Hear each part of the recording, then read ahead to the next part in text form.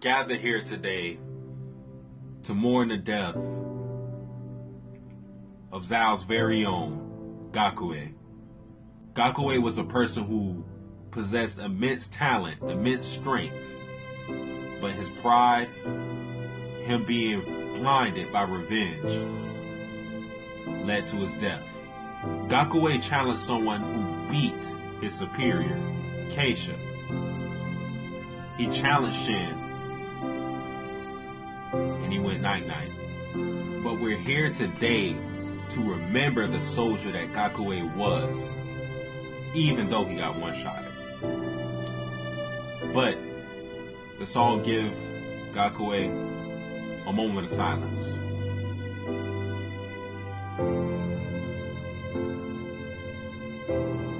Gaku'ei, may you rest in peace with Keisha in the afterlife.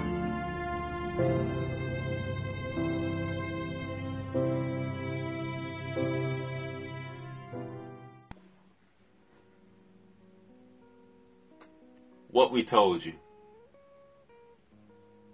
What did we tell you? And I won't take credit for it because a lot of people said it. But if anybody doubted it, hey, I don't even know what to say. We knew this was gonna happen. Gaku'ei, this nigga got too cocky. One shot. One shot. Your man's got beat. Your man's got his ass whooped, okay? And your man's was better than you. So, how are you gonna beat the nigga that beat the person that was better than your ass? Unless you're getting stronger or something like that. I guess he thought the revenge boost was going to give him some extraordinary power, but nah, Shin was like, nigga, stop. Stop. The whole way throughout the duel, Shin was looking down, charging up. This nigga was charging up for the one shot. Just like charging up, just, and then over. He saw an image of Ouki, over. Done. One shot.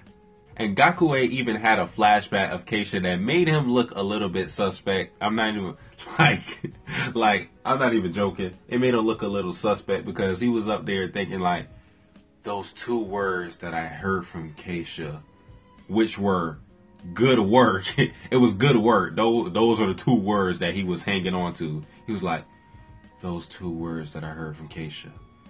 That was the only thing I needed to keep me battling through all the blood and despair. And I'm sitting here like, nigga, what? Like, damn. It's just like, all right.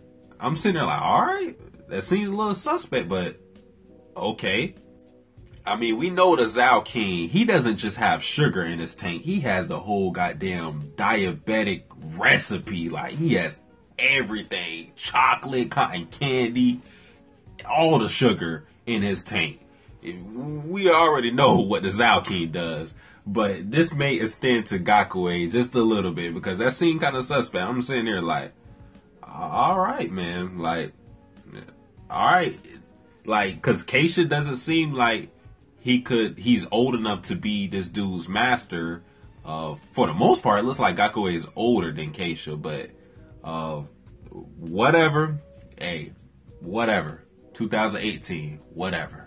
But before all of this, you have Akakin protecting Akko still, and you actually have Ohan enter the fray.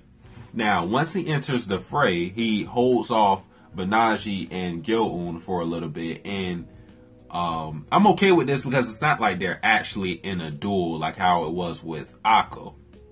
They're not in a duel. They're just running after Akko, and Ohan is just behind them, just like, you know, fighting with them a little bit just to keep them off, push them back a little bit.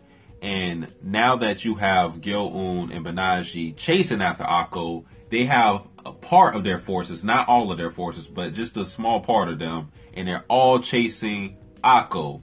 So you still have the Zao army there, and you did have the Akko army there, but now the Akko army is entering the fray to also protect Akko. So now that you have the Zao army isolated, they're free to do whatever the fuck they want, And what's something that they can do now?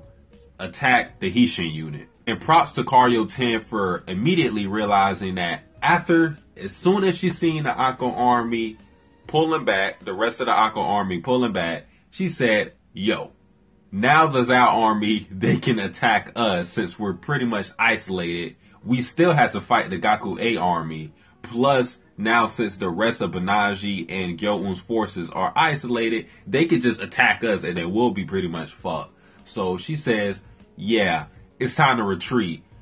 But, Shin, go ahead and one-shot this nigga and let's wrap it up. Last thing I want to talk about between the Shin and gaku'ei battle is we seen Shin throughout that whole sequence. He was pretty much calm. He was looking down. He never smiled. He never got angry. It was just, he took out gaku'ei and he was done with it. So I wonder if that's something we're going to see from Shin in the future, because we see Mobu, he had an experience to when Ouki died, he changed as a person. He became much more focused, because he still is fierce, but before Ouki, he would just try to power through motherfuckers and he wouldn't even try to think of any tactics. But after Ouki's death, he started to actually do tactics, and it seemed that he wasn't as angry as he was before. And not that Shin was an angry individual before all of this, but I wonder if now he's going to start to think about situations before he gets into them and become better as an instinctual general, or even, you know, implement some more strategies into his whole arsenal, because that would be pretty cool if he could do both. But yeah, that's what I took from that whole one shot. Not much to take from it because it was a one shot, but this was a great chapter. This was a great chapter. But guys, that is it for this video. If you enjoyed this video, like, comment, subscribe. I'm Satsuki the Savage, out.